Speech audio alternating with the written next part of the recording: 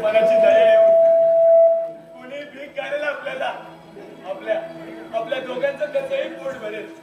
काका, भीक मागायचं दुःख परवडेल, परंतु या घरात होणारा तुझा जय नाही जाणवत मला, नाही जाणवत. तुझ्या या अवस्थेत तू स्वतःला मनस्ताप करून घेऊ नकोस. अरे जिथं देवाधिकांना वनवास चुकला नाही, ऋषी मुनींना दुर्दैवाच्या फेऱ्यातून आपली सुटका करून घेता आली नाही, तिथं आपल्यासारख्या मानवाची काय कथा. जेव्हा मेलं बघावं तेव्हा या आंधळ्याच्या भोवती घुटमळला आहे. आता ह्या आंधळ्याची जिवंतपणे समाधी बांधायचा विचार असेल यांचा. असं वाकडं बनवलं काय चुकलंय का आमचं? नाही गं बाई, तुमचं कुठे काय चुकलंय ना ते माझं.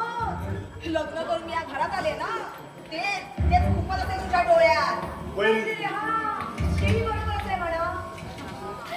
स्वतःच्या बायकोचा मुलीचा करून इतके दिवस आमच्या घरात आश्रय घेणाऱ्या माणसाला माझं सुख कसं बघवणार? घरात ही अशी आंधळी आणि अशी कुणी माणसं आहे हे मला आधी माहित असतं ना, तर या घरात पाऊल टाकण्याचा मूर्खपणाच केला नसता मी. वहिनी, काय बोलायचं ते मला बोल. रघु काका मध्ये बोलशील तर. अगं बाई, आता या आंधळ मला धमकी देतोय. हा, देणं नाही घेणं आणि फुकटचा मागायला वहिनी, काहीतरी गैरसमज केलाय रघु काका बद्दल तू. गैरसमज करून घ्यायला मी काही तुझ्यासाठी खांद्याची गोळी घेऊन गावत नाही घरामध्ये. खऱ्या कोणाची शहाणी शौर्यपर्यंत ना यांनी त्याला घरात ठेवलंय. माझ्या हातात असतं ना तर कधीच लाट घालून हाकलून दिलं असतं. ते तुझ्यावर येणार नाही. त्यापूर्वी काय जीव घेऊन देणारच की काय? तू शाल दे बाबा. आता स्वखुशीने जीव देतोय अशी चिठ्ठी लिहून ठेवून जा. उगाच त्या पोलिसांचा त्रास आम्हाला नको. वहिनी, काय म्हणतेस तू? काय बोलते ऐकायला न ऐकायला आता काय थोडं कानपाट बोलते. आंध्याची एवढी दया नसेल ना तर जा त्याला घेऊन बाहेर जा. इथे आमच्या दोन माणसांचा खर्च तरी वाचेल. मोठे दिवे पाजवणार आहे, कधी ना कधी तरी तडफडून मारणारच आहे. तुझ्या अस्मिताची आपल्यापेक्षा नसलेली बरी. आणि तसंही माझ्या काय ध्येय आंधळ आहे असं सांगायला मला तर पहिला आज वाटते. माझ्या नशिबात आंधळे पण आलं. त्याला मी काय करू? विष घ्यायचं विष. त्या जगाला दाखवण्यासाठी ना 2 दिवस रडू आम्ही, पण नंतर मात्र ह्या आंधळ्याच्या कटकटीतून कायमचं सुटलो. म्हणून 13 जेवण आधी सुखाचा मला तिथे ढेकर देऊ काही. माझं तोंड काय बघा उभा राहिलाय? हे बघ, नोकर माणसाने आता काम चुकारपणा केलेला खपरी ज्याला काय सांगून ठेवते मी. वहिनी, नोकर कुणाला समजतेस तू? ज्याला समजायचं ना त्याला समजते. हो, कसं आहे ना, तुझ्यासारखे माझे डोळे फुटलेले नाहीये. कळलं? रघु काय घरचा नोकर नाहीये. मग कोण? मी बोलतोय ना. तुम्ही दोघं जण त्या सगळ्या पिढ्यात असता घराची कामं कोण करणार? तुझा त्याला आंधळ्याचा बाप. अगं राजूच्या वडील तुला तुझ्या सासऱ्याप्रमाणे आहेत गं. मला माझ्या सासऱ्याबद्दल काय वाटत नाही. तर ह्या आंधळ्याचा बापाला कशाला घाबरणार आहे मी? काय? आणि ते उभा राहून काम चुकारपणा करायचा नाही. कळला? अशा वेळी मला दिसलं असतं ना तर. तुम्ही दोघांनी मिळून मला ठार मारायला वाटणार लागतात की का? आता येऊ द्या आनंदावरी. जी तुमच्या दोघांची नाटक ना त्याच्या कानावरच घालते आणि त्या चांगली चेटल्याने पूजा करायला लागते. थांबा. आता जाण्याच्या तुझ्या डोक्याला ताप देऊ नको. काय? ते घरी आल्यावर तुझे दात काही उघडायचे नाही. ह्या घरात कलाची ठिंगी पडू नये म्हणून हातपर्यंत सगळं तोड भेटून सहन करतोय मी. ते दूध भरलेल्या कुत्र्याप्रमाणे घुटमळल्या ऐवजी ना जा आता आम्हाला भार जाऊन बघ. गळ्यात करवंटी घातलीत ना आणि भीक मागितली तरी कोणी भीक घालणार नाही. वहिनी, रघु काका आम्हाला आमच्या जन्मदात्याच्या ठिकाणी आहे आणि त्याला तू कचपणा समान मानणारी बाई नाहीस. अगं चेटकी नाही, चेटकी तू.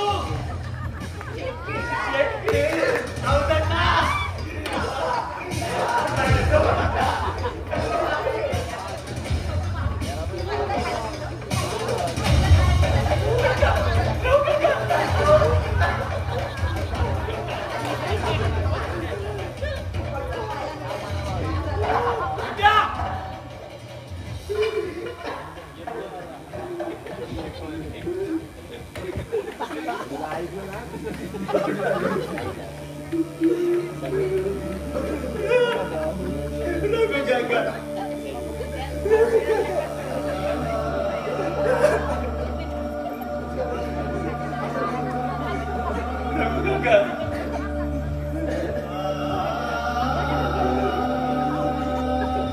अरे बाबा ऐकलंय पाहिलंय मी तुमच्या घरच्या भांडणात उगाच लक्ष द्यायला नको म्हणून बाहेर उभा होतो ती सण नाही झालं तेव्हा पुढे आलं अगं लाठेने मारतेस त्या म्हाताऱ्याला अशाने एखाद्या वेळी त्याचा जर जीव गेला ना तर कायचा फास लागेल तुझ्या गळ्याला हे बघ आता आनंद घरी नाहीये नंतर ये पण तू तर आहेस ना म्हणजे तू अजून माझ्या पाठलाग करायचं? कसा आवाजात जर समोर येऊन उभं राहिलं तर पाठलाग करायचा प्रश्न नाही.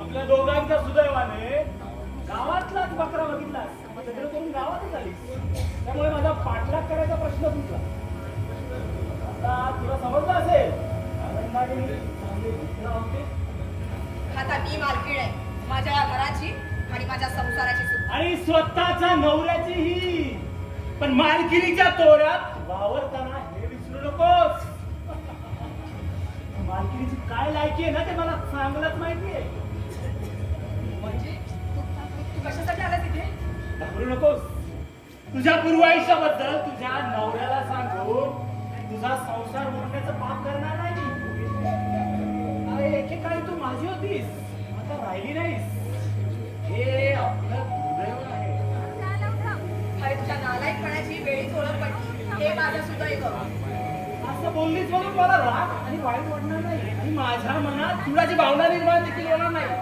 अगं लग्नापूर्वी आपण काय होतो हे विसरून तुझ्यासारख्या मुली इतक्या बदलतात आणि आपल्या संसारात एकरूप होतात याचं मात्र आश्चर्य वाटतं. बरोबरच आहे दुसऱ्यांची मन भावना याची राग रांगोळी करणाऱ्या माणसाला आश्चर्य वाटणारच सांगू?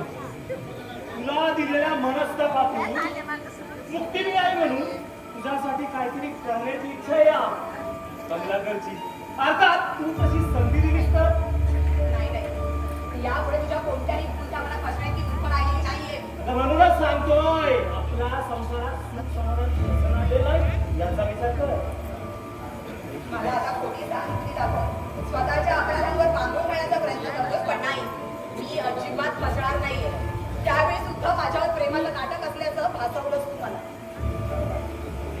तुला वाटतं तसं नाहीये विद्या त्यावेळी माझ्या मनाला काय वाटलं असेल ना त्याची कल्पना येणार नाही तुला खरं मी जर माझ्या जीवाचा अंत करायला निघाले होते पण त्याच वेळी माझ्या आयुष्यात आनंद आले आणि माझ्या आयुष्याला आशेची पालवी फुटली आणि म्हणूनच आज जिवंत तरी दिसतेय मी माझा गुन्हा कबूल करतो मी आणि तरीही राजरोसपणे मैत्रिणी सोबत माझ्या घरात येण्याचा प्रयत्न करतो आता तुझ्यासाठी नाही आनंदासाठी मी येतो आनंद माझा चांगला मित्र आहे म्हणून येतो आता विश्वास ठेव माझ्यावर नाही आता विश्वासघाती माणसावर मी अजिबात विश्वास ठेवणार नाहीये खरे त्यावेळी तू माझं प्रेम स्वीकारलंस ना त्याचं मुळीच वाईट वाटलं नसतं मला पण तुझ्या नाना दारुड्या मित्रांसमोर तू माझ्या कानाखाली मारला माझ्या प्रेमाचा अपमान केला आणि तुझ्यासारख्या छप्पन कोणी माझ्या पायाची लोळण घेतली अशा कटू शब्दात तू माझ्या प्रेमाची विडंबना केलीस आजही ते शब्द आठवले ना तरी विंचवाने नांगी मारायचा भास होतो वाटतं त्या विंचवाची नांगी ठेचूनच टाकावी आता त्यावेळी विश्वास होता माझ्या निरस्ती मित्रांवर ज्यावेळी त्या दुष्टाच्या चक्रावरून मी बाहेर पडलो आणि स्वतःला बाहेर काढण्याचा प्रयत्न केला आणि ठरवलं तुझी क्षमा मागावी तर तुझं लग्न झाल्याचं कळलं माझी विद्या दुसऱ्याची झाली कळलं शंभर मनात जुडाची भावना निर्माण झाली पण माझ्या अंतर्मनाने मला आवडलं सावरलं आणि बजावलं सुद्धा माझी विद्या आता कितीही असली तरी सुखी राहू दे विद्या तू जिंकलीस मी हारलोय अगं तुझ्या कुठल्याही सुखापुढे मी आता येणार नाही खरं सांगतोस तू हे? एकदा फक्त एकदा विश्वास ठेव माझ्यावर अगं जे काय करीन ना ते माणुसकीच्या नात्याने तुझ्या सुखासाठी करीन या तुझ्या दारी जाकर पाहिलं ना की मन कसं पळून निघतं अगं तुझ्यासारख्या मुलीने जर ठरवलं असतं ना तर एखाद्या गर्भश्रीमंत मुलाच्या घरात राणी म्हणून पडली असतीस माझ्या जखमेवर मीठ सोडून काय साध्य करायचं तुला गैरसमज करून घेणार नसशील या काम असलेला तुझ्या या सुखाचं सुरुवात करू शकतोस तू. पण सगळ्यांचा विचार जर करत बसलीस ना ताकी भिक्षापात्र घ्यायची वेळ नीट विचार कर. या घरात कमवणाऱ्या लोकांपेक्षा आईत खाऊ लोकांची संख्या जास्त आहे. पण नक्की तुला काय म्हणायचं? नीट ऐकून घेणार असशील तरच सांगतो. हे बघ, ओ रघु काका कुठला कोण इतके दिवस मान टाकून इथे सुखात राहतोय आणि त्याच्या थकलेल्या हाडाने आता कुठलंही काम होणार नाही. त्याला त्याची वेळी जागा सांगणं तुला फायद्याचं ठरेल. आणि तो तुझा आंधळा मावस नाही. त्याला तर फुकटचं पोचताय तुम्ही. या दोघांना फुकटचं पोचणं म्हणजे दुष्काळ 13वा महिना. बरोबर ना? हे सगळं ना माझ्या मनाला सुद्धा पटतंय. पटतंय ना? हा. हे सगळं ना मी माझा ह्याचा काहीच फायदा नाही. माझा स्वार्थ नाहीये. फक्त तुझ्या सुखासाठी करतोय. फक्त माझ्या सुखासाठी हो. इतक्या आपुलकीने बोलले पण तुझ्यात बदल झाला यावर माझा विश्वासच बसत नाहीये. कदाचित तू माझ्यावर सूड उगवण्यासाठी तर ते सगळं करत असेल ना. नाही विद्या नाही. मागे एकेकाळी जिनं माझ्यावर जीवापाड प्रेम केलंय तिच्यावर सुडू गुरु तिला दुःख देण्यात कसलं आलंय समाधान. तुला मी सांगतो, तुझ्या मनाला आपल्याला जर सुखी व्हायचं असेल ना कुणाच्याही सुखावर लात मारायला शिकलं पाहिजे. नाही म्हणजे तू शिकलेली सवरलेली आहे, शहरात राहिलेली आहे. माझ्यासारखेने जास्त सांगण्याची गरज आहे का? तुझं सगळं म्हणणं पटतंय मला पण काय करावं ना हे सुचत मी नाहीये. सांगतो ना काय करायचं ते मी सांगतो ना. थांबा.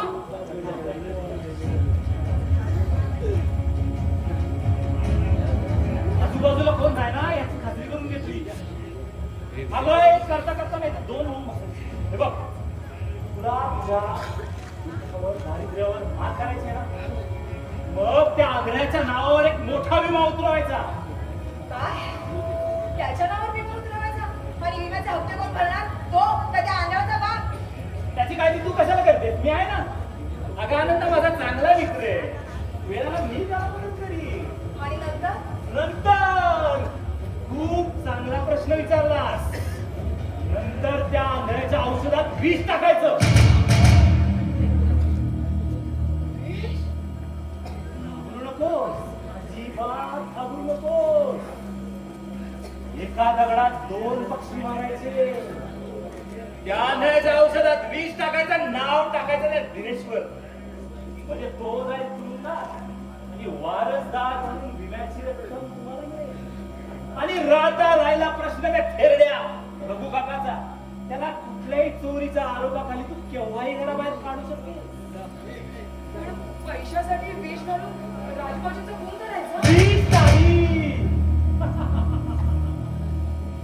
विष नाही, खून नाही. त्याच्या दुःखी कष्टी जीवाला सुखाचं मरण द्यायचं. नाहीतरी तो आंधळा तुमच्या घरावर कुठे सोन्याची कौलं लावणारे. ती तशी चांगली आहे फार भयंकर आहे. मला भीती वाटते. घाबरू नकोस, मी तुझ्या पाठीशी आहे. अगं धाडस केल्याशिवाय आपल्याला कुठलीही गोष्ट मिळत नाही. आता कसं सुख मिळालं तुझं तू. आता माझ्या सुखाचा माझ्या भवितव्याचा मलाच विचार करायला हवा. अरे विचार करण्यात मूर्ख माणसं वेळ घालवतात आणि शहाणी माणसं झटकन निर्णय घेऊन टाकतात. काय करायचं आणि कसं वागायचं ते तू ठरव. बरं तो कसला कुठं दिसत नाहीये, कुठे गेलाय? हा, ते ना कसल्या तरी कामासाठी महाबळेश्वरला गेले. हा, हरकत नाही. ठीक आहे. 50,000 रुपये. अगं घे, तुमचेच आहे. हो. हा, आता तुला कसं माहित असणार ना. या गावामध्ये तात्यांनी लावलेली आंब्याची कलम आहे. आता 3 वर्षात चांगला मुहूर्त आला या आंब्याला आणि 3 वर्षासाठी मी ती बाग चालवायला घेतली आहे. याचीच ऍडव्हान्स रक्कम आहे. घे. तुमची तुमचेच आहे.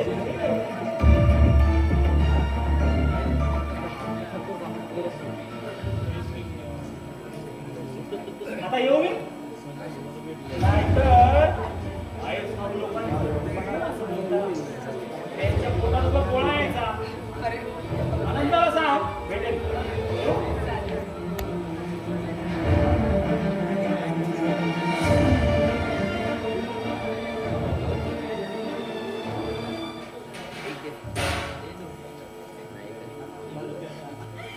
इतक्या दिवसांनी एवढी लक्ष्मी बघायला मिळाली.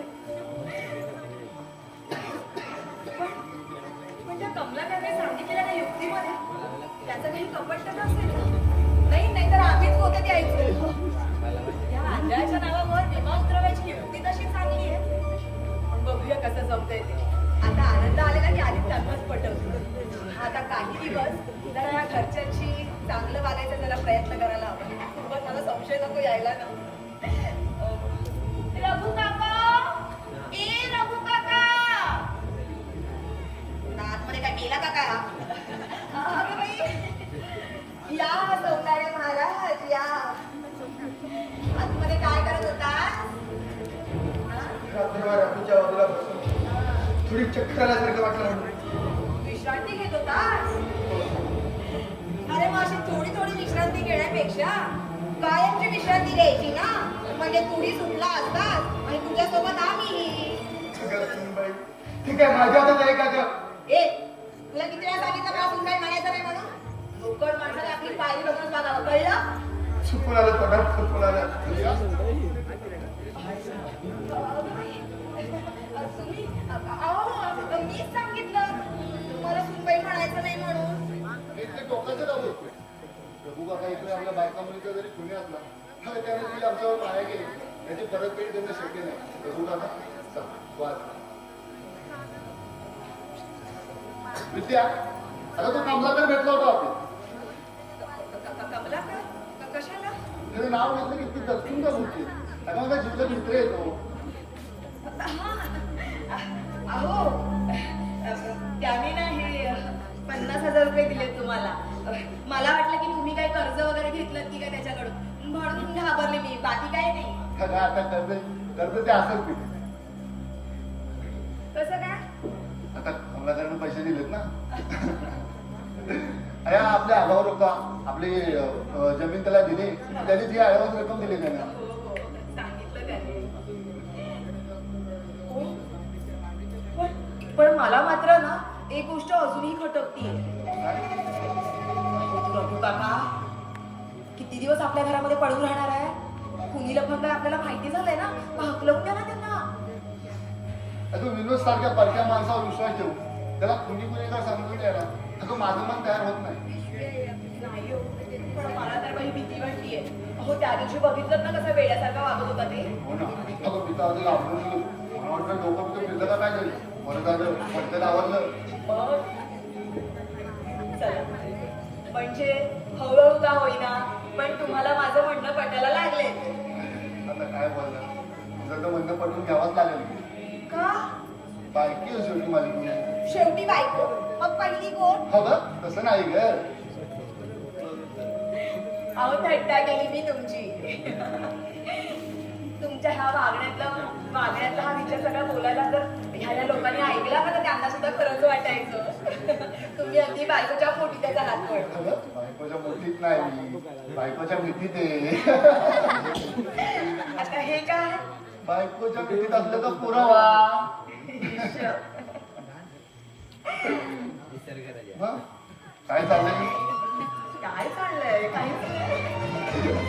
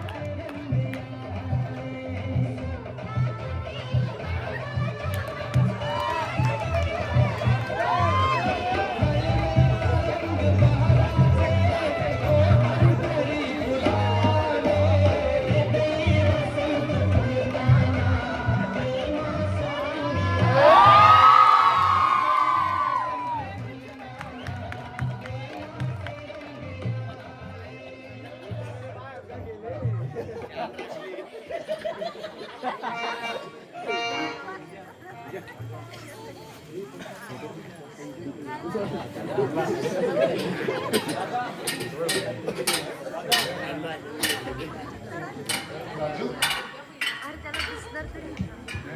वहिनी म्हणते ना ते खरं आहे. अगं बाई, राजू भाऊजी, तुम्हाला कळलं का माझ्या मनातलं? पटलं. पैशाच्या लोभाने एखादी मुलगी माझ्यावर लग्न करायला तयार सुद्धा होईल, परंतु पुन्हा मुलीचं आयुष्य उद्ध्वस्त करायला मी नाही तयार होणार. तरी तुम्ही माझ्या नावावर विवाह उतरवाच. राजू अरे तुझ्या विम्याच्या हप्ता मी कशीही भरू तू नको टेन्शन. दादा, मी तुम्हाला जास्त त्रास देणार नाही. वर्षभर विम्याचे हप्ते भरल्यावर मी स्वतः विहिरीत उडी मारून जीव देईन. अरे राजू अरे असं नको बोलू. दादा, पंचनामा झाल्यावर तुम्ही सांगायचं विहिरी जवळ गेला, पाय घसरला आणि पडला आणि मेला. नको रे बोलूस असं. आणि आजकाल पैसे मिळाले ना की त्या मानवाच्या देहाला काय उपयोग राहत नाही दादा. राजू भाऊजी, तुम्ही काही परकी नाही का आम्हाला?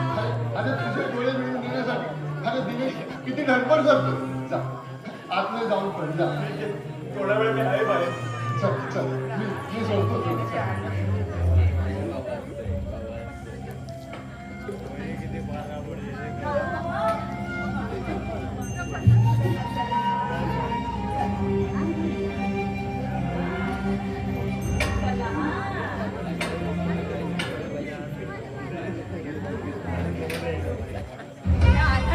माझ्या मनातलं नाही. डोळे फुटले असले तरी कान चांगले का शोभाचे? जाऊ दे, माझ्या नवऱ्याला माझा संशय आला नाही ना, ते एक बरं झालं. बाकीच्या गुंडाला मला काही वेळ लागायचा नाही. आता योग्य जाणून ठीक आहे. आता बघितलंच ना राजूविषयी आपण आम्ही विचार करतो. हे बघून त्या चेहऱ्यावर किती समाधान त्याच्या म्हणतात ना. आता यापुढे घरच्या पाणसाला मी अजिबात घालून पडून बोलणार नाही. किती समजदार आहे.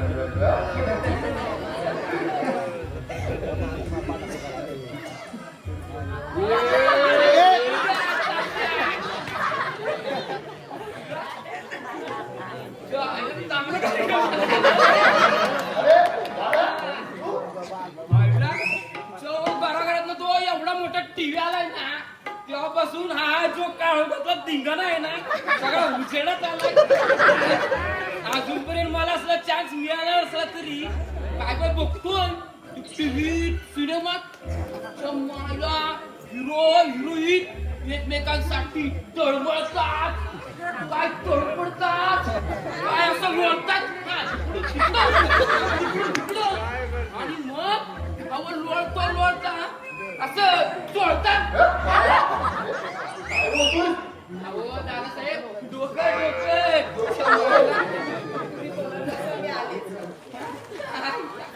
वहिनी लागून पाहते की काय. पण आता दादासाहेब काय लाडलं सगळं राहिलंय का? अहो सगळं आपण उघडं बघतोय.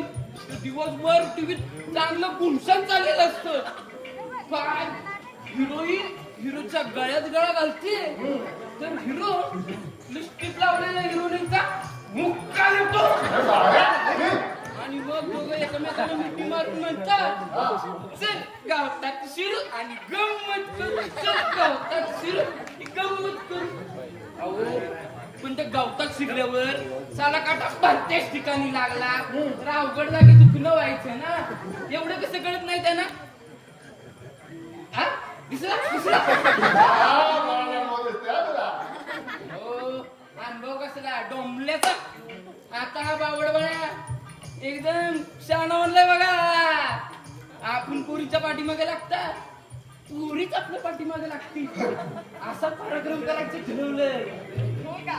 म्हणजे मग प्रेम भंग होऊन चांगलाच पश्चाताप झालेला दिसतोय बाळा भाऊजींना. अहो प्रेम भंग झाला म्हणून प्रेम भंगाचा अभंग गात शिकलं मूर्ख नाही मी. अहो एक गेली ना दुसरी सह्या. माझं पहिलं प्रेम बसलं होतं एकदम स्वतःला ऐश्वर्या राय समजून आले आपल्या सोनालीवर. सोनाली गोळपर्यंतची गाडी घुस. अहो फक्त काळी नाही डोळ्यानं कानी नाक नाकानं निपटी अंगाने चपटी आणि उंचीला धाकटी होती ती. तरी दारूणाच्या होशीतला आपली हा माझं पहिलं प्रेम असल्यामुळं मला ती एकदम अप्सराच वाटायची. अहो एक दिवस घेऊन का नाही तिला आपल्या रानमाळावर गेलो. मग विचार केला गप्पा मारत तिला घालचा सारा गाव गेलो नशिबात चान्सच नव्हता. का त्या राजमाळावर सावली दिसला की काय तुम्हाला? छे अहो साप दिसला असताना तरी चालू बरं झालं असतं. पण आपल्या मंगळवारच्या बाजाराला गेलेला तिचा बेवडा बाप ते आज वाटलं साला असा धडपड झाला. आणि मग आम्हा हिरो हिरोईनचं सीन पाहून अगदी वणव्याप्रमाणे भडकलं. तुम्हाला सांगतो माझी साली चड्डी चोली झाली. हो तिथून असा सुसाट पळून गेलो. मग आपल्या पोरीला बोकुट्यात धरून घरी घेऊन गेला आणि तिला साली झोडपली आणि माझ्यावर बसलेलं झालं तिचं प्रेम अगदी चवताळ्याला गाजर माशीप्रमाणे उडून गेलं. तेव्हापासून ती मला आणि मी तिला भेटलोच नाही. हो का? मग आता नक्कीच दुसरीच्या मागे लागला असणार हो ना? वहिनी तुम्हाला सांगतो दुसरी माझ्या पुढे तुम्ही राहिली आणि नंतर माझ्यावर प्रेम असल्याची बोलली. आणि चांगल्या पगाराची मास्तरीन बाय चांगली म्हणायची केला. लॉटरी कसली? बायावरील रेसवर घोडा मारा. वहिनी लॉटरी लावा तुम्ही आम्हाला घोडाच लावा. अहो तिच्या दाताने मला जागा दिला. तुम्हाला चावली बिवली की काय? हो सांगतो वहिनी जरा दम दिन घ्याल का नाही. हो एक दिवस घेऊन आपल्या आमराई तुला फिराय. मग जरा प्रेमासाठी भुकेली निघली. तिथंच माझ्या मांडी वाढवी झाली. मग जरा आमची सुरू झाली. ती मला जरा चिमटी करू लागली. मी जरा तिला दुधल्या करू लागलो. असा आमचा हा कार्यक्रम चांगल्या दंगाट आला की मग ती चपटल्या ख्या हसायला लागली आणि हसता अचानक साली रडायला लागली. हो ते मला पण साली समजलं नाही. मग तिला लाडाने जवळ घेतली. तिच्या जरा गालावरून हात फिरवला तेव्हा हुक्के देत म्हणाली साले हसता तिच्या दाताची साली कवडीच उडाली. माझी फजिती बनवली बघून ना चांगलं पोटभर असून घ्या. तसं नाही हो बाळा भाऊजी. तसंच आहे तुम्ही समजत असाल ती म्हातारी होती. अहो म्हातारी नाही चांगली 25ची तरुणी. विचारचे अपघातात दात पडले. जमून टाकायचं. आपलं पण विचार तोच आहे. पण बिचारीच्या होकारीची वाट बघतोय. पण हा तोपर्यंत लक्षात ठेवा वहिनी साहेब काय? मला सांगतोय असल्या कधी तर मुंबईवाली गावाले आपल्याला काही चालतंय. असं तुमच्या ओळखीची एखादी बाई तर तिला सांगा या पाळायला लग्नाची घाई. येऊ का? चला येतो आता. आता कुठे घरी जाणार ना? अहो जाता जरा मास्तरीला भेटून जातो. अच्छा. ओ म्हणाली तर लागतं ना टांटा राहत लग्नाच्या तयारीला. चला येऊ का? खंडराया झाली माझी काय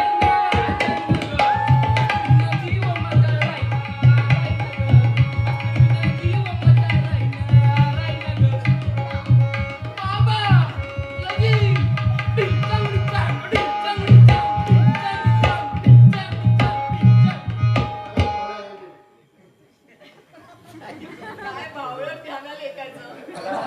स्वभाव हो पुन्हा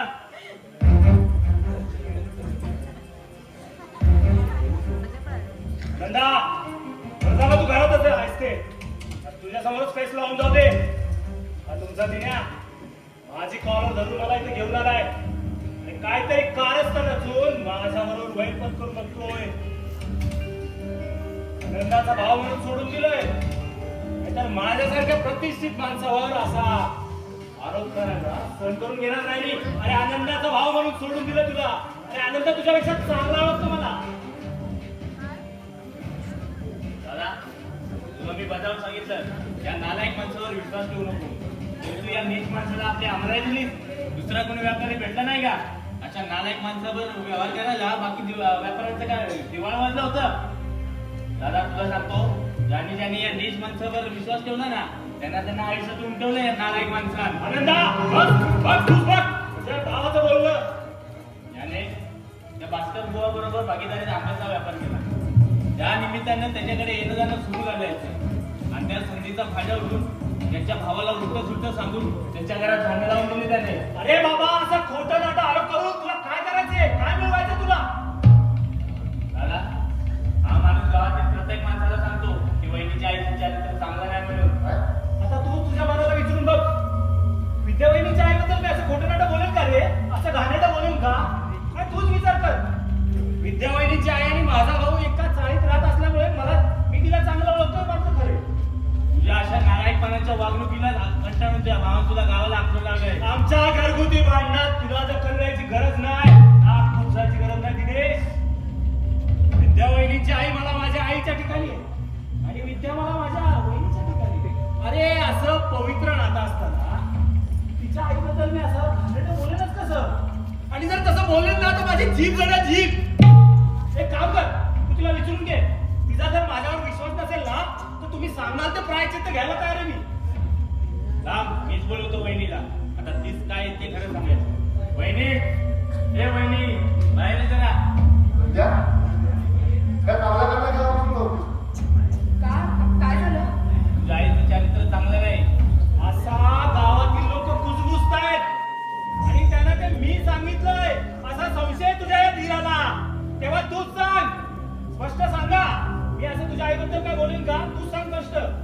नाही कमलाकर असं काही माझ्या आईबद्दल बोलेल असं मला नाही वाटत. आणि लोक बोलतात ते अरे लोक कोण बोलतायत? तुझ्याच कानावर आला आतापर्यंत. तुमचाच काहीतरी कारस्थान असणार. माझ्यावर अविश्वास दाखवून या नालायक माणसावर विश्वास ठेवतोस तू. कमलाकरला चांगली ओळखते मी. उगाच कोणाला दोष देणार नाही. यानं त्या मार्गानं बहिणीचा काटा करायचा तुमच्याच मनात असेल. बघितलं सांग ना, बघितलंच ना या भावाचं वागणं. अरे आपल्या मैत्रीत कशी तेढ निर्माण करतोय ते आणि याला साथ येते तुमच्या रघु काकाची. नीट सावध राहा बाबा, नाही तर तुझ्या भावाच्या अशा वागण्याने ना संसार उद्ध्वस्त होईल तुझा. चल येतो.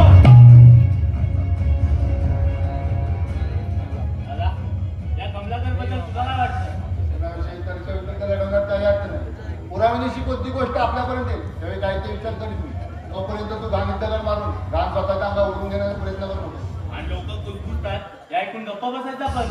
जगात लोक कमलाकडला काय बोलतात ते मला माहित नाही, पण तू माझ्याशी कधी बैमानी करणार नाही. शेवटी मीच मुद्द. दादा तुला सांगतो हलक्या स्वभावाची माणसं त्या कमलाकरवर विश्वास ठेवतात. अय्यो, ऐकलंत ना? त्या कमलाकरवर विश्वास ठेवणारी मी हलकोट. बघ कसं वाकडे सोडून बोलते वहिनी. आणि प्रत्येक वेळी तुझा विश्वास काळा कधीच विचार. विद्याचं यापूर्वीचं जे वागणं होतं आणि तिचा त्याला पश्चाताप झाला. आता ते आपल्या कुटुंबाचा आणि राजूच्या भवितव्याचा विचार करू लागला. पाश्चातापानं पळून निघालेली माणसं बोलून नाही काय करायचे आपल्या वागण्यातून दाखवून देतात. तू तरी एकदा समजून घेण्याचा प्रयत्न कर दुसऱ्याला. तोंडी मुखवटा पांघरून वागणं मला जमत नाही. तुला काय जमणार ते एकदा स्पष्ट करू तरी दे मला. दुसऱ्याची निंदा नालस्ती करायला ह्याला चांगलं जमतं. मेलं कुणासाठी कितीही चांगलं करा, पण मीच वैरी झाले सगळ्यांची. पण अशानं ना याचा माझ्या संसारात छाडा द्यायचा सांगून ठेवतीये. कुणाला ऐकवून देतोय? तुम्हाला हो अशा माणसाला ना आपल्या घरात राखलं लावा. कोणाला आठवण लावताय? आमच्या घरच्या भाषेत तुला नाकू बसायची गरज नाही सांगून ठेवतीये. माझ्या मित्राला अरे तुला करतेस. हो मीच काय केलं तुमच्या दोघांची. विद्या, अरे तू समजायला गेलीस आणि त्या कमलाकडचं निमित्त काढून घरात भांडण करतो. काय घडलंय ते माहिती आहे मला. म्हणजे आमचं बोलणं काय धरून ऐकत होतात की काय? राजूवर बाहेर बसलो होतो. कमलाकरला घराबाहेर पडताना पाहिलं.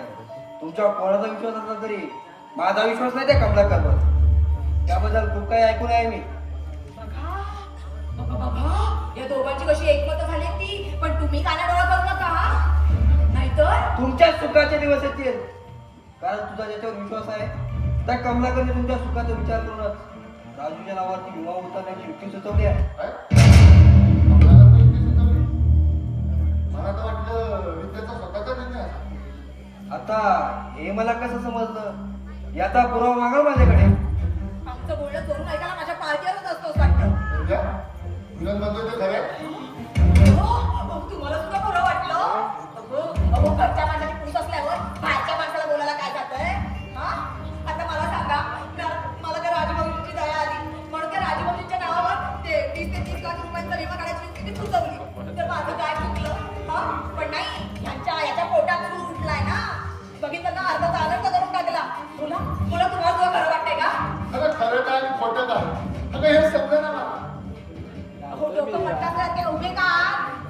बायकोला ही लबाड माणसं फसवताय.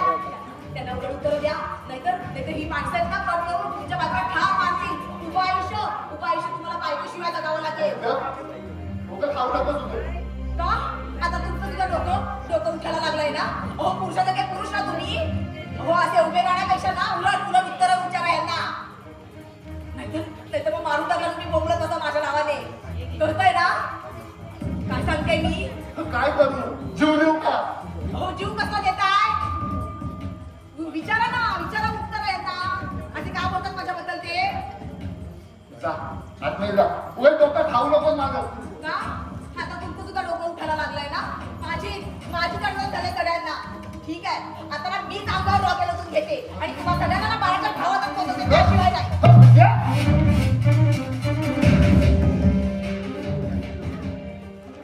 हे असं चाललंय आपल्या घरात. वहिनीच्या मनात काय आहे ना हेच कळत नाही. अरे अशा स्वभावाच्या बायका जीव देण्याची धमकी देऊन स्वतः जीव देतात, पण नवऱ्याला मात्र झुरून वाटतात. दिनेश, मी ते आल्यापासून तुमच्या घरात एक प्रकारचं माझं नाही म्हणतात. तू काय गैरसमज करून घेऊ नको रे. पण तू रघुकाकाच्या बाबतीत बोललास त्यावर विश्वास कसा ठेवायचा आम्ही? पण तुला काय वाटतं रघुबाच्या बाबतीत माझं काय कारस्थान नाही? अरे असं असेल तर तूच विचार रघुकाकाला त्याच्या बायको मुलीचं काय झालं. अरे तो बोलत का नाही रघुकाका? आम्हालाही तोच प्रश्न पडला. अरे त्याची बायको मुलगी जर जिवंत असतील तर त्यांना सोडून इतकी वर्ष तो इथे राहिला असता. मी दुपारच्या गाडीने मुंबईला जातोय, परत 2 दिवसानंतर येणार आहे. चल आता काही करून रघुकाकाला बोलता केला पाहिजे, त्याशिवाय या संशयवादाचा शेवट होणार नाही. रघुकाका, ए रघुकाका. हवंय का तुला? काय नको, मला तुझ्याशी बोलायचंय. बोल. तुला काय बोलायचंय? काय विचारायचं ते माहित नाही मला. तुझ्या हातून खून काय दुसरी वाईट गोष्ट करणार नाही याचा मला विश्वास आहे. त्याच विश्वासात दाडा जाऊ नये म्हणून मी तुला विचारतो. तुझं पूर्व आयुष्य काही असलं ना तरी तू आम्हाला जन्मदात्या ठिकाणी आहेस. तू इतकी वर्ष आपल्या मायेच्या आपल्या रक्ताच्या माणसांना सोडून इथे राहिलास. याचा अर्थ असा नाही तू उलट्या कायद्याचा निर्दय माणूस आहेस. खरं तर यापूर्वी तुला मी तुझ्या आयुष्याबद्दल काय विचारलं नाही, ही आमची चूक. चूक तुमची नाही रे. माझ्या दुर्दैवाची कहाणी काही फक्त तात्यानं सांगितली होती आणि आता तुला सांगतोय. अरे तुझ्याशिवाय दुसऱ्या कुणाला कळता कामा नये. नाहीतर स्वतःच्या बायकोला सांभाळून न शकणारा नादान चंड म्हणून लोक माझी कुचेष्टा करतील रे. आणि त्यांनी सहन करू शकणार नाही. अरे मला अजूनही वाटतंय जर ती समोर भेटली ना तर तिच्या नहरीचा घोट घ्यावा आणि तिच्या तडफडणाऱ्या आत्म्याला विचारावा, का असं का वागलीस माझ्याशी? तुझ्या धर्मपत्नीविषयी बोलत आहेस तू? पत्नीचा धर्म पायदळी तुळवणारी माझी धर्मपत्नी. अरे माझं लग्न झालं होतं, मला एक मुलगी होती. सुखाने संसार चालला होता आमचा. पण अचानक मी आजारी पडलो. औषध उपचार करूनही काही फरक पडत नव्हता. त्यामुळे मी 6 महिने कामावर जाऊ शकलो नाही. घरात कमवणारं दुसरं कोणीच नव्हतं. म्हणून माझी बायको धातू सोन्याच्या कारखान्यात कामाला जाऊ लागली. बोल रघुकाका, थांबू नकोस. मनात साठवलेलं बाहेर पडू दे, मन मोकळं होईल तुझं. अरे मोलमजुरी करण्यासाठी बाहेर गेलेली माझी बायको 10 वाजेपर्यंत काम करत होती. घरात पैसा येत होता, 2 वेळचं जेवण मिळत होतं. परंतु तिच्या दृष्टीने मी जिवंत असून सुद्धा मेल्यासारखाच होतो रे, मेल्यासारखाच होतो. असं काय घडलं होतं? ते सांगायला माझी जीभ धजावत नाही रे. एक दिवस माझ्या खानाचा उमरा काढून टाकणारी ती लोकांची कुरबुर माझ्या खानापर्यंत आली रे. अरे माझी बायको कारखान्यात काम करणाऱ्या तरुणाच्या मोहात बसले असं ते लोकांचं म्हणणं होतं. होतं का उगाच कुटाळक्या करून दुसऱ्याचा संसार उद्ध्वस्त करण्यासाठी चाललेली ती बुजबुज? खरं का खोटं हे तिचं तिलाच माहित रे. अरे खऱ्या खोट्याची शहानिशा करण्याची संधी मला मिळालीच नाही. एक दिवस मी तिला विचारण्याचा प्रयत्न केला, परंतु काही न बोलता ती फक्त ऐकतच राहिली. त्यामुळे भयंकर चिडलो, तिला नको नको ते बोललो. शेवटी मी विचार केला, जर तिचं काय कसं असेल तर तिला आपल्या वागण्याचा पश्चाताप होईल. परंतु त्याच रात्री माझी बायको माझ्या 2 वर्षाच्या मुलीला घेऊन घरातून निघून गेली रे, निघून गेली. तुला न सांगता ती निघून गेली. तू शोध घेण्याचा प्रयत्न नाही केला. माझ्या परीने ती कुठं गेली, कुणाबरोबर गेली, तिने शोध घेण्याचा प्रयत्न मी केला. फक्त बायकोसाठी नव्हे तर पोटच्या पोरीसाठी. अरे नवऱ्याला टाकलेल्या बाईची किंमत मातीपेक्षा स्वस्त समजतो आपला समाज. परंतु बापाविना वाढलेल्या पोरीचं आयुष्य मात्र होम कुंडातल्या निखाऱ्याप्रमाणे जळत असतं रे. माझी बायको जर मला भेटली असती ना, हे मी तिच्या गावावर घुरी गेलो ना. परंतु त्या निष्पाप पोरीसाठी मात्र जीवाचं राणे केलं असतं रे, जीवाचं राणे केलं असतं. मला कसलीच संधी भेटली नाही माझ्या बायकोचा जीव घेण्याची, माझ्या पोरीला जीव लावण्याची. आपल्या आयुष्यातील काही गोष्टी अशाच असतात त्या आपण मिळवू शकत नाही. आणि पुढे काय झालं? काही नाही. बायको गेल्यावर एका बहिणीशिवाय जवळच असं कुणीच नव्हतं. बहिणीचं सुद्धा लग्न झालं होतं. आता या जगात मी फक्त एकटा जगत होतो. त्याची बायको दुसऱ्याचा हात धरून पाहून जाते ना, त्याचं दुःख त्यालाच माहीत. परंतु हा समाज त्याच्या दुःखाचा विचार न करता त्याच्या जखमेवर निंदेचं मीठ चोतात रे. त्याचा अनुभव मला आला आणि त्याला कंटाळून एक दिवस मी घराबाहेर पडलो. पहिले 10-12 तास एसटीने प्रवास केला. नंतर जवळचे पैसे संपले होते. अरे अन्न पाण्यावर मी तडफडत होतो. अरे पुढचे 4 दिवस फक्त पाणी पिऊनच काढले रे, पाणी पिऊनच काढले रे. 4 दिवस तू पाणी पिऊन चालत राहिलास. आता माझी शक्ती नष्ट झाली होती. आता ठरवलं, आता जगायचं नाही. वाटेत एक उंच कडा दिसला. इथून उडी मारून आपलं जीवन जपवण्यासाठी मी त्या कड्याच्या बाजूला जाऊन उभा राहिलो. तोच माझ्या पोरीचा चेहरा माझ्या डोळ्यासमोर आला. क्षणभर थांबलो. तोच मला पाठीमागून कोणीतरी ओढलं आणि माझं मरण टाळलं गेलं रे, टाळलं गेलं. तुझं पाठी ओढणारे त्या घरचे मालक आत्या होते. त्यांनीच मला या घरात आणलं. माझी दुधारी काय ऐकून मला इथे राहण्याचा आग्रह केला. तेव्हापासून तुम्हा पोरांमध्ये माझं मन रमलं. अरे ज्या दिवशी सुनबाई पहिल्यांदा या घरात आली ना, ती रात्र मी माझ्या पोरीच्या आठवणीत रडून काढली रे. अरे सुनबाई प्रमाणे माझी सुद्धा मुलगी सासरच्या मंदिरी नांदायला गेली असती. अरे आता कुठे असेल माझी मुलगी? या जन्मात तिची आणि माझी भेट व्हायची नाही. एकदा परमेश्वरालाच माहित रे, परमेश्वरालाच माहित. तुझ्या बायकोची भेट करण्याचा मी प्रयत्न केली. तू तर म्हणत होता भगवान आपल्या बायकोचा आणि मुलीचा खून केला म्हणून.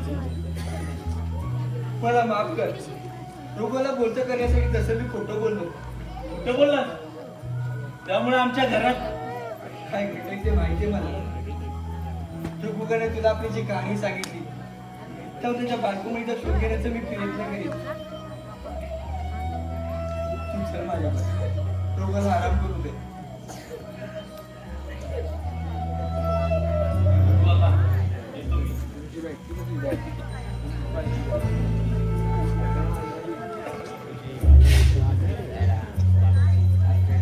हा माणूस आहे तरी कोण? हा विचार तूच करते पाहिजे. कुणी माझ्या नात्याला नाही ना, तसं असेल तर मला इथून लवकर गेलं पाहिजे. तर तो मला घरी नेण्याचा आग्रह करेल. अरे इथे राहून तरी काय किंमत उरली या घरात? तशी काय चिठ्ठी लिहून ठेवली जाय. उगाच तुझी शोधाशोध करायला नको.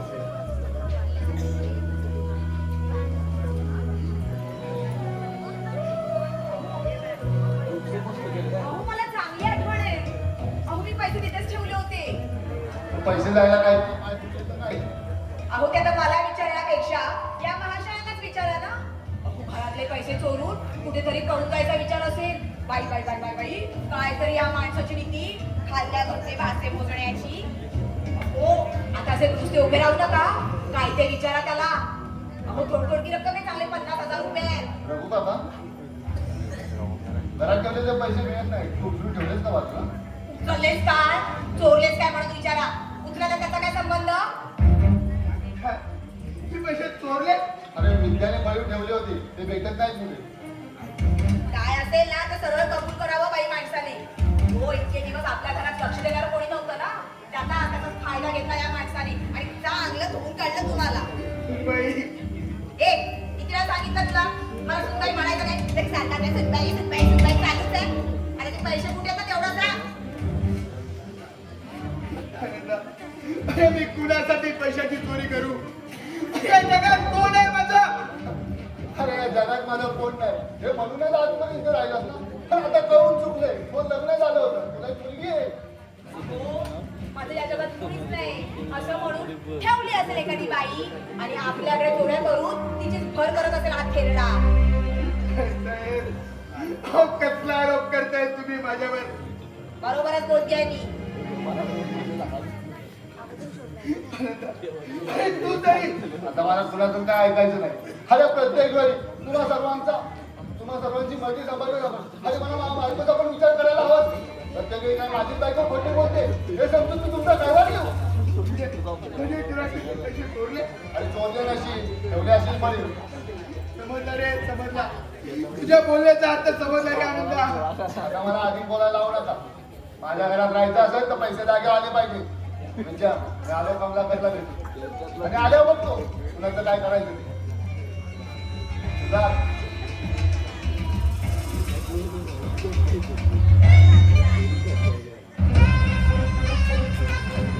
माझ्या चुकात लुडबुड करणाऱ्या माणसांना ना अशी हातात करवंटी घेऊन भीक मागायला लावते मी.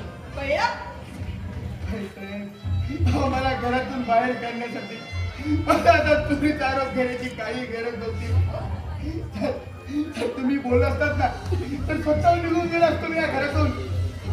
तसं असतं तर ना कधीच निघून गेला असता. खरे बाईसाहेब, मी या घरात आलात ना त्यावेळेस मी ओळखलं होतं. कधी काही वेळ माझ्यावर येणार. आतापर्यंत तो सगळं घरात कलाच आता माझी सहनशक्ती संपली आहे बाईसाहेब. काय जीव घेऊन जायचा विचार आहे की काय? तुझ्या पायापाशी माझी एक विनंती आहे. मी या जगात असो या नसो माझ्या राजूला मात्र चांगल्या प्रमाणे सांभाळा. चला म्हणजे तू इथून निघून जाण्याचा फायनली विचार केलेला दिसतो. जा बाबा जा. आमच्या मागची कटकट खेळून कायमचा इथून निघून जा आणि कुठेही सुखी राहा. आणि हो राजू भाऊजींबद्दल ना अजिबात काळजी करू नको. काय ना कसाही असला तरी माझ्या नवऱ्याचा हा मावस भाऊ आहे. त्याच्या आईचे म्हणे आमच्या या घरावर फार उपकार आहे आणि त्या उपकाराची परतफेड म्हणून त्याचं जर काही बरं वाईट झालं तर त्याच्या आत्म्याला आणि तुझ्या आत्म्याला सुद्धा शांती राखण्यासाठी या गावाला ना थोडं थोडं जेवण घालू असते. असं अभद्र बोलू नका हो. हे तर मी तुमचं पाय धरतो. माझ्या पवित्र पायाला स्पर्श करायचा नाही. बस मिटायचं नाही माझे पवित्र. तुम्ही देवता तो देवता. तुमच्या पायाची धूळ माझ्या मस्तकी लागत मला पाहत होते. खेळड्या हो बाजूला. बस रडून दाखवतोय. तुला काय वाटलं? माझ्या काळजावर काळजा पडला. अरे हट. पहिली चांडाळीने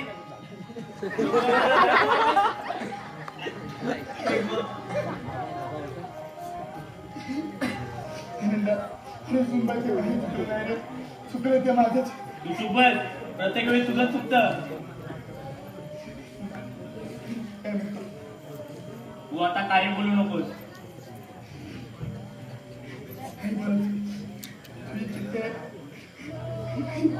जरा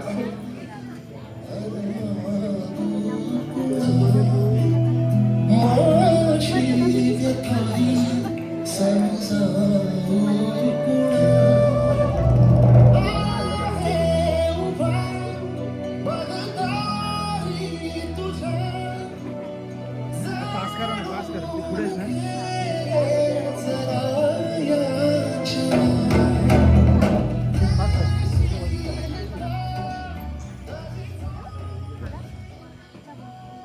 येऊ दे दादाला. काय इथं आजचा हात निरा लावतो तुझ्या अशा वागण्याचा. मला धमकी देताय? लावा. काय निर्णय लावायचा ना तो आजच्या आजच लावा. मी पण बघते माझ्या नवऱ्याचा पराक्रम. हा? रघु काका सारख्या चोर माणसाला रात्रीने तुडवायचं, मग काय त्याची पूजा बांधायची? हो, आज घरातले 50,000 रुपये चोरी करण्याची पद्धत गेली त्याची. का चोरी केली? हो, सांगितलं ना 50,000 रुपये चोरले त्याने. नाही, रघु काकाच्या हातून असं नीच कृत्य घडणं अशक्य नाही. उगा त्याच्यावर चोरीचा आग यायची ना तर पाण्याच्या थेंबावरून तडफडून मरावं लागेल तुला. गावळ्याच्या शापाने ना गाईवरचे दिवस गेले आता. आजकाल ते गावळ्यात ना गाईच्या पाठीवर सगळ्यांनी 5-5 रुपये बसतात. कळलं? चोरीला गेलेले जर पैसे मिळालेत ना तर त्या आणल्या सगळं तुम्हा सगळ्यांना या घराबाहेर हकलावी. तरच काम चालेल विद्या म्हणून. कळलं ना?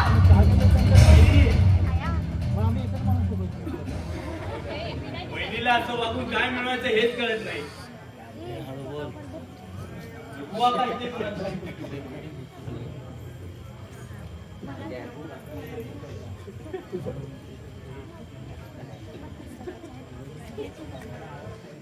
आनंदा, दिनेश, राजू, आजवर तुम्हा पोरांसाठी निस्वार्थपणे तुमच्या घरात राहिलो मी.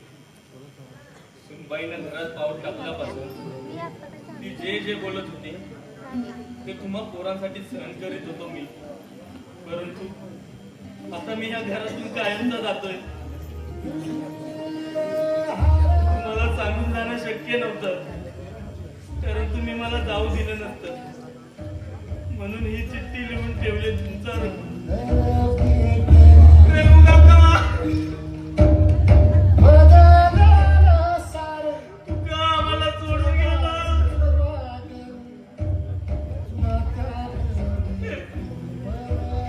ये ना परत रघु काका.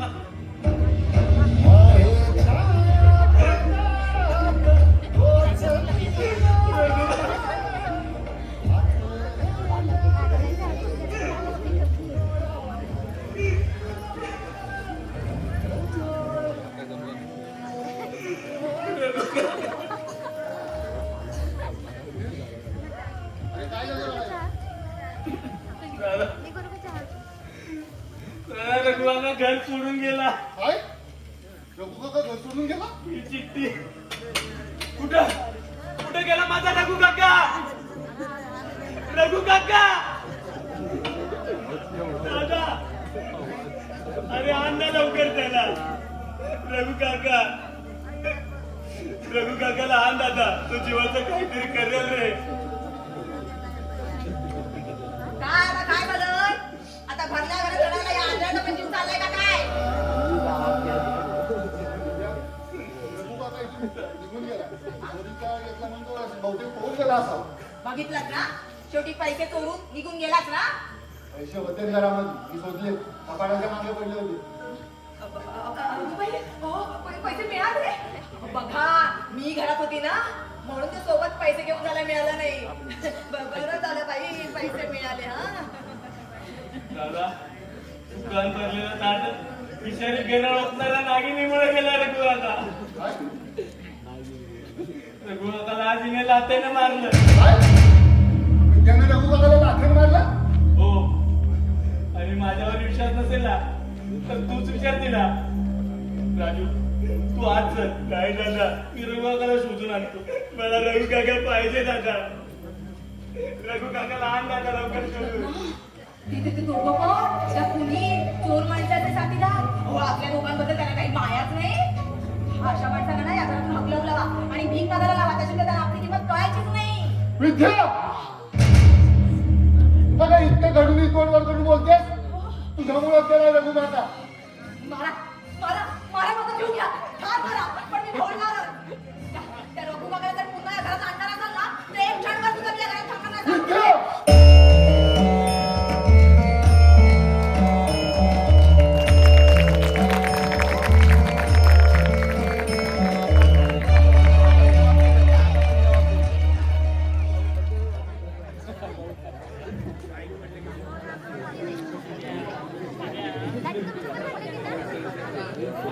जय